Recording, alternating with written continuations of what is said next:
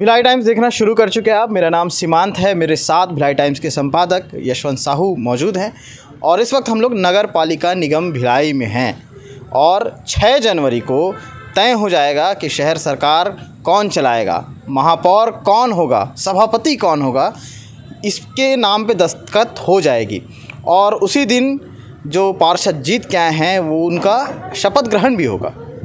तमाम सारी चीज़ें हैं, लेकिन सबसे पहले हम बात करेंगे उन महापौर के बारे में जिस पे काफ़ी ज़्यादा पॉलिटिक्स भी हो रही है? किस तरह के नाम अभी भी जो हमने पहले बताए थे उस तरह के नाम अभी सेलेक्टिव हैं, लेकिन उनमें से कौन होगा अभी तक ये तय नहीं हो पाया है क्योंकि बिल्कुल। और अभी सारे पार्षद जो है, कांग्रेस के पार्षद, उनके संगठन के नेता, तमाम सारे लोग अभी उड़ीसा दौरे पे है, उड़ीसा के दौरे में है। अभी वो पूरी विज़िट कर लिए, मंदिर गए, बढ़िया जगन्नाथ भगवान के दर्शन किए महाप्रभु के। उसके बाद अभी वो भुवनेश्वर भी गए हैं, भुवनेश्वर में ठहरे हुए हैं। कल दोपहर तक वो रायपुर टच कर लेंगे, चूँकि 5 तारीख है, 6 तारीख को चुनाव होना है, सब पार्षदों का शपथ ग्रहण होगा। शपथ ग्रहण के बाद नामांकन दाखिल करेंगे, उसी समय तय हो जाएगा कि मेयर कैंडिडेट कौन होगा, सभापति का कैंडिडेट कौन होगा। तो कांग्रेस की ओर से वही नाम है जो हम पहले 7 नाम बताए थे। नीरज पाल सबसे पहले नंबर पर है। नीरज पाल चूँकि सीनियरिटी है, 4 बार के पार्षद हैं, सबके चहेते सबकी पसंद है। नीरज पाल एक नाम है जो उसको सब पसंद कर रहे हैं। उसके बाद एकांश बंछोर है दूसरे नंबर पर।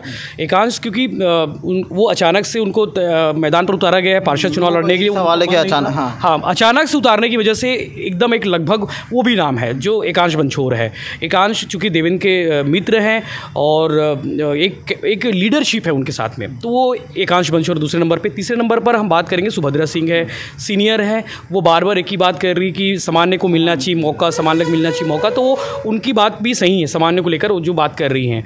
तो तीसरे नंबर पर ये हो गया। चौथे नंबर पर लक्ष्मीपति राजू है, विधायक देवेंद्र यादव के करीबी हैं। संदीप निरंकारी हैं, वैशाली नगर विधानसभा से आते हैं। लोग इस बार बात कर रहे हैं कि वैशाली नगर विधानसभा को कवर करना होगा, तो वो वैशाली नगर विधानसभा को कवर करने के कारण, कवर करने की जो नीयत है, जो एक सोच है, वो जो अपने संदीप निरंकारी है, उनका एक नाम है। वैसे ही फिर छठवां जो नाम है सीजू एंथोनी, हुडको से पार्षद है, एक सामान्य चेहरा है। काफ़ी समय से उनको मौका कुछ चीज़ में नहीं मिला, तो इस बार पार्टी उनको भी मौका दे सकती है। और 7वां जो नाम है आदित्य सिंह का। आदित्य सिंह का नाम इसलिए बोलना पड़ रहा है क्योंकि आदित्य सिंह देवेंद्र के करीबी है, युवा चेहरा है और उनका भी नाम रखा गया है। तो एक 8वां नाम एक और है केशव चौबे का, तो वो विकल्प के तौर पर रखे हैं उनका नाम पर। अब देखने वाली बात है कि इन 8 में से कोई एक बनेगा। तो ये चेंबर हम पीछे देख रहे हैं, इसी चेंबर में वो रहेंगे, चूँकि मेयर का चेंबर है ये। हम दिखाना चाहेंगे कि क्या कुछ तैयारी हो रही, चूँकि निगम के अधिकारी पूरे इस चेंबर को तैयार करने में लगे हुए हैं, रिनोवेट करने में लगे हुए हैं, पंखे लग गए हैं। मैं दिखाना चाहूँगा, अपने साथी बोलूँगा, बढ़िया, हाँ, एकदम तैयार कर दिए हैं। और नए तरीके से जो चेंबर था, पहले जो हम देवेंद्र यादव वाला चेंबर देखे थे, निर्मला यादव वाला चेंबर देखे थे, उससे काफ़ी अलग चेंबर इस बार जो मेयर बनेंगे उनको मिलेगा। देखिए नई घड़ी लग गई हैं, घड़ी तय करेगी कि हाँ, ये घड़ी तय करेगी कि वक्त किसका होगा। अभी 6 तारीख को जो है काफ़ी लाइटें लगी हुई हैं, पहले इतनी सारी लाइटें नहीं थी। और पंखे तो है, पुराने पंखे हैं, लेकिन कुछ नए पंखे भी दिख रहे हैं हमको। एसी भी लगा हुआ है। नीच सहायक के लिए एक चेंबर है। सोफ़े तो वही हैं जो पहले वाले सोफ़े थे। काफ़ी चीज़ों का अपडेट किया गया, मतलब पहले से। बिल्कुल। आइए दिखाते हैं अंदर में एक एक करके कि क्या कुछ चेंजेस है। देखो एसी लगे हुए हैं, 2 एसी। ये यहाँ पे जो मेयर होंगे वो उनका चेंबर होगा कि वो उस कुर्सी में बैठेंगे। कुर्सी दिखाइए उनको, कुर्सी में। उसके बाद ये जो बाकी जो उनसे मिलने वाले जो आगंतुक होंगे वो यहाँ बैठेंगे, जो लोग हैं। हालांकि इतनी कुर्सी रहती है और MIC भी बैठक जो होती है यहीं पे होती है। जब MIC की बैठक होनी होती है तो एक कुर्सी जो होती है, एक बड़ी टेबल आती है, मेज टेबल, गोल मेज, और उस टेबल के इर्द गिर्द ये कुर्सी रहती है जिसमें सारे 13 MIC मेंबर बैठते हैं। और ये वो कुर्सी है जिसपे जो 6 तारीख को जो मेयर तय होगा वो इस पर बैठेंगे।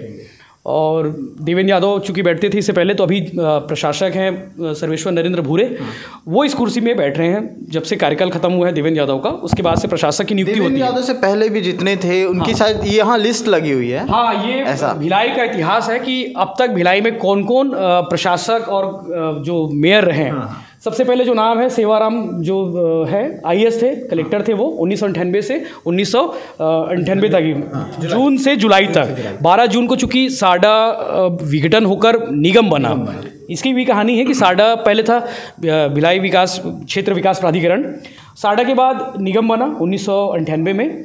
चूँकि एक साल लेट हुआ, उसके बाद BL अग्रवाल साहब आए। BL अग्रवाल साहब IAS जो कलेक्टर थे यहाँ पे, वो 1999 तक रहे, 12 अप्रैल तक।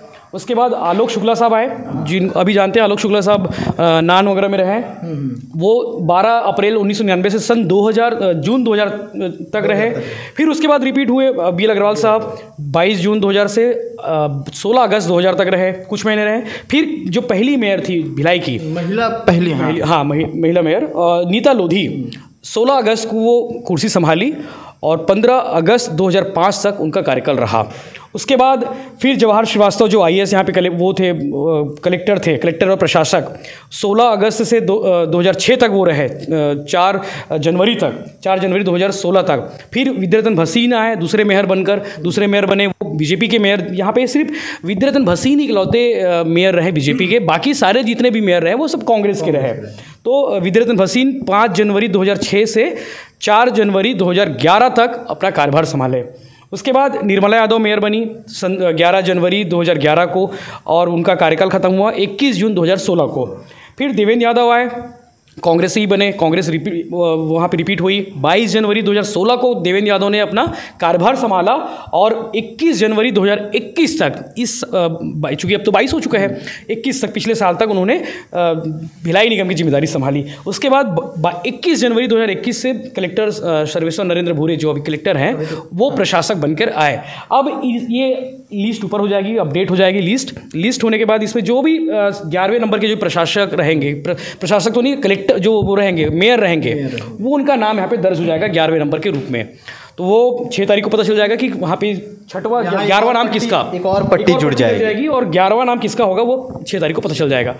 अंदर दिखाते हैं कि जब मेयर अभी चूँकि यहाँ पे बैठते हैं, वो अपने लोगों से मिलते हैं, समर्थक जो लोग आते हैं, कोई समस्या बताने आते हैं, लोगों से मेल मुलाकात करते हैं। कुछ मीटिंग्स ऐसी होती हैं जो अंदर होती है, अंदर मतलब कि उनका एक अलग से और रूम है, अपने दिखाना चाहेंगे कि ये वो रूम है जहाँ पे कुछ बातें होती, जो मीटिंग्स होती हैं, अधिकारियों की मीटिंग्स होती हैं, और कुछ उनके पर्सनल काम रहते हैं। चूँकि शहर हित में उनका काम करना पड़ता है, तो कई सारी बातें उस रूम में नहीं होती जिसको इस रूम में कराया जाता है, इस रूम में बात होती है। तो ये जो कुर्सी है, मैं आपको बता दूं, यहाँ पे देवेंद्र यादव चूँकि 16 से 21 तक रहे, तो यहाँ पे देवेंद्र यादव बैठते थे।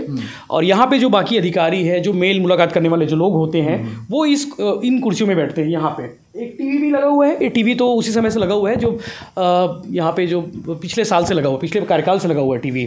तो ये टीवी है, एक वॉशरूम है अंदर में, और उधर साइड पे किचन है, चाय वगैरह लाने के लिए, पानी वगैरह लाने के लिए वहाँ से पानी चाय आता है। तो ये वो कुर्सी है जहाँ पे जो भी मेयर बनेंगे वो इस कुर्सी पर बैठेंगे। अब कुर्सी आगे पीछे हो जाए, हो सकता है वास्तु के हिसाब से, चूँकि इसका सिलेक्शन हुआ है कि कौन कहाँ बैठेगा, तो वास्तु के हिसाब से सब कुछ सेट है। तो दिखाते हैं आगे और क्या कुछ है। तो ये अभी 6 तारीख को पता चल जाएगा कि कौन कौन होंगे यहाँ पे। तो ये उनका जो पानी वानी, चाय वगैरह, ये इंडक्शन भी लगा हुआ है, चाय आगे तत्काल गर्म चाय मिल जाएगी आपको। तो ये वो चीज़ है। फिर से अंदर चलते हैं। तो अब देखने वाली बात है कि 6 तारीख को लेकर जो तैयारी की गई है निगम की ओर से, निगम ने काफ़ी अच्छे तरीके से इस बार रिनोवेट किया है। क्योंकि पिछले बार जो चेंजेस कलर थे, वो कलर कुछ और थे, यहाँ पे ये कलर चेंज हुए हैं, और ऊपर में जो पुट्टी हुई है, इंटीरियर पुट्टी हुई है।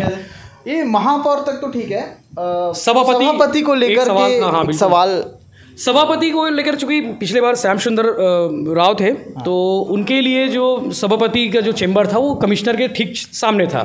इस बार प्लानिंग है कि कमिश्नर के जो चेंबर में जो वो था, सभापति का चेंबर था, वहाँ पर सुनील अग्रहरी जो है उपायुक्त थे, वो बैठते हैं। तो इस बार निगम की प्लानिंग है कि सभापति भी इसी लाइन में हो। मेयर के ऊपर में MIC, सारे MIC मेंबर बैठेंगे, इसी लाइन में सभापति का भी इंतजाम किया जा रहा है कि सभापति के बैठने के लिए भी चेंबर तैयार किया जा रहा है। क्योंकि बगल में नीरज पाल MIC मेंबर थे, तो वो बैठते थे, हो सकता है कि वहाँ पे सभापति का चेंबर हो। तो ये व्यवस्था की जा रही है। नेता प्रतिपक्ष को लेकर के भी लोगों में सवाल है। एक सवाल तो है, नेता प्रतिपक्ष कौन होगा। तो अभी ये भी बहुत जल्दबाजी हो जाएगी, क्योंकि बीजेपी भी मेयर के लिए कैंडिडेट उतारने वाली है। अभी ये तय करना होगा कि जो मेयर का कैंडिडेट होगा वो स्वाभाविक रूप से नेता प्रतिपक्ष का कैंडिडेट नहीं होगा। उसके लिए अलग से ये इलेक्शन क्या आपसी सहमति के साथ में बीजेपी के पार्षद तय करेंगे कि हमारा नेता ये होना चाहिए, तो उनको नेता प्रतिपक्ष बनाया जाएगा। तो अभी तो बीजेपी का मेयर कैंडिडेट कौन होगा इस पर भी बात हो रही है। बीजेपी को लगता है कि कुछ क्रॉस वोटिंग होगी, उनको अभी भी भरोसा है क्योंकि उनके पास 24 पार्षद है और उनके पास कुछ लोग हैं समर्थन निर्दलीयों का प्राप्त है, तो उनको लगता है कि वो क्रॉस वोटिंग कराने में वो हो जाएंगे, सक्षम रहेंगे और वो सफल हो जाएंगे इस काम में। तो अब देखने वाली बात यह है कि बीजेपी की ओर से कौन कौन हो सकता है। ऐसे 4-5 नाम हैं जो मेयर के कैंडिडेट हो सकते हैं।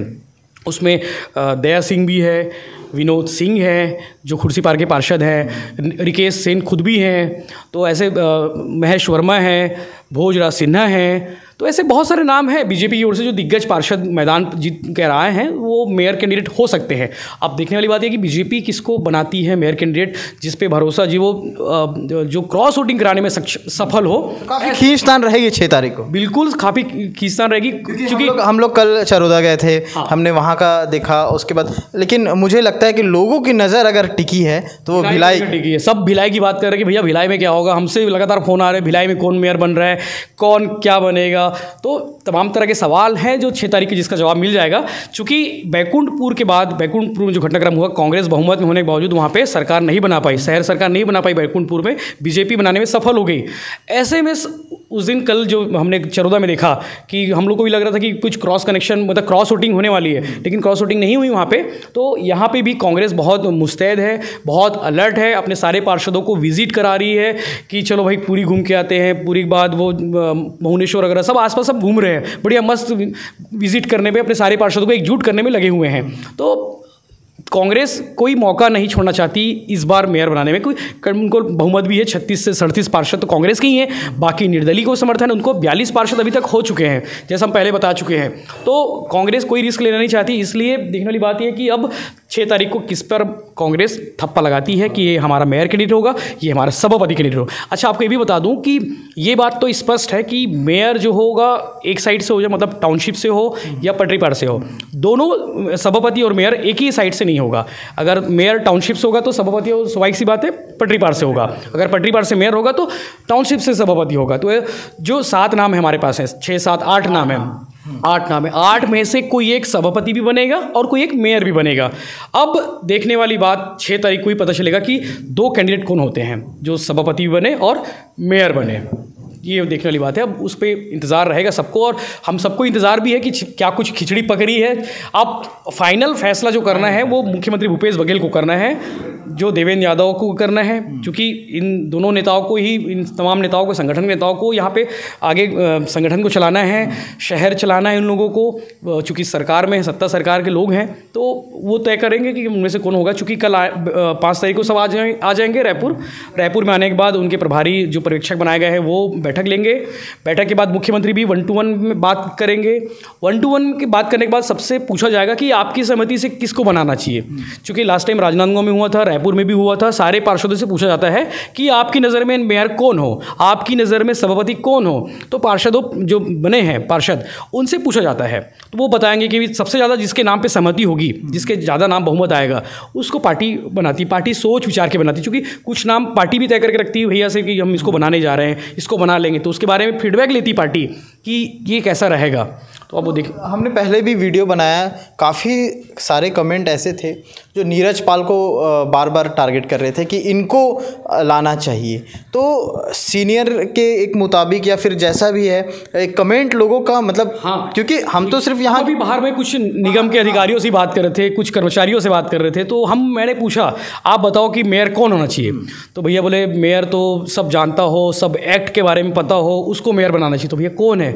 तो एक ही नाम, नीरज पाल, 4 बार के पार्षद है। चूँकि सबसे भरोसेमंद, अगर देवेंद्र यादव के सबसे भरोसेमंद कोई था तो वो नीरज पाल था। यहाँ पे MIC मेंबर, PWD, राजस्व और जो डिपार्टमेंट है, ये दोनों हैवी वेट डिपार्टमेंट होता है भिलाई निगम में इंफ्रास्ट्रक्चर और जो भी आय का जरिया होता है, वो दोनों देख रहे थे वो। तो उनको पूरा पता है क्या कुछ होता है निगम में, टाउनशिप, चूँकि BSP के साथ समन्वय बना के काम करना होता है।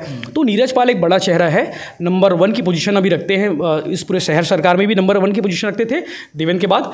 तो इस बार भी जो उनका जो दावेदारी है, उनको लेकर दावेदारी बहुत मजबूती के साथ है मेयर को लेकर। लोग भी चाहते हैं कि नीरज पाल बने। एकांश को लेकर ये चीज़ें हैं कि एकांश भी हो सकते हैं, एकांश की भी दावेदारी उतनी मजबूती है जितनी नीरज की है। तो दोनों अगल बगल वार्ड के पार्षद हैं, दोनों में से कोई एक भी बन सकते हैं। सुभद्रा सिंह के बारे में बात हो रही है, उस पर कमेंट में आपने ये भी देखा होगा सुभद्रा सिंह बने। तो सुभद्रा सिंह को लेकर ये है कि भाई सामान्य है तो सामान्य ही होना चाहिए। संदीप निरंकारी को लेकर भी कुछ बोल रहे थे कि संदीप निरंकारी को भी बनना चाहिए।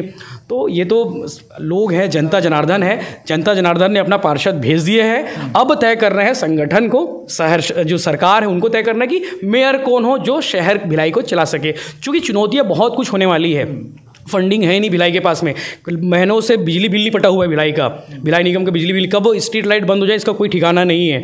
सफाई का खर्चा भी, सफाई का टेंडर होने वाला है तो जो सफाई का खर्चा वो लगातार बढ़ते जा रहा है।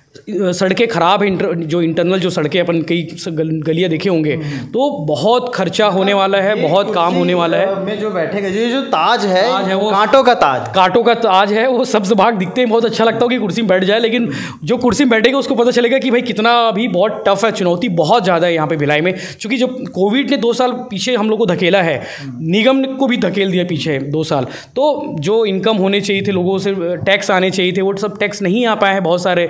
तो चुनौतियाँ बहुत है, सरकार के पास भी फंड नहीं है। सरकार आपको पहले तो पैसा देती थी, भिलाई निगम ऐसा निगम है प्रदेश के इकलौता जो सफाई, पानी, बिजली स्वयं के खर्चे से कर लेता है। बाकी निगम के पास तो सरकार उनको देती है, लेकिन यहाँ पे भिलाई निगम आत्मनिर्भर निगम है। चूँकि भिलाई जो क्षेत्र है यहाँ पे जागरूक लोग हैं, लोग यहाँ पे बिल्डिंग परमिशन के लिए सबसे ज़्यादा, प्रदेश में अगर देखा जाए बिल्डिंग परमिशन के लिए आवेदन सबसे ज़्यादा भिलाई में होते हैं। भिलाई के लोग इतने जागरूक हैं कि अगर एक बीता कुछ काम भी करते हैं तो उसके लिए अनुमति लेते हैं, तो अनुमति लेने के साथ साथ वो टैक्स देते हैं, बिल्डिंग परमिशन का जो चार्ज होता है वो देते हैं। टैक्स के मामलों में एकदम लोग क्लियर है यहाँ पे, एकदम कोई 1 रुपया बकाया रखना नहीं चाहते, टैक्स देते हैं, बिल्डिंग परमिशन लेते हैं, तमाम तरह की जो चीज़ें, मतलब जागरूक है भिलाई के लोग। तो इतने फंडिंग, इतनी आय हो जाती है कि निगम ऑटोमेटिकली चल जाता है। तो ये सब बातें हैं। अब देखो जो भी उस कुर्सी में बैठेगा उनके सामने प्राथमिकताओं के साथ में चुनौती बहुत ज़्यादा रहेगी। 6 तारीख को पता चल जाएगा कि कौन इस कुर्सी को संभालता है और कौन शहर सरकार की जिम्मेदारी संभालेगा। तो चुनौतियाँ कई सारी हैं और इन चुनौतियों से निपटने के लिए जिस नाम पे मुहर लगेगी वो 6 तारीख को क्लियर हो जाएगा वो नाम जो इस कुर्सी पे बैठेगा। और वाकई ये ताज कांटों भरा ताज है। अब देखते हैं ये ताज किसके सिर पर आता है।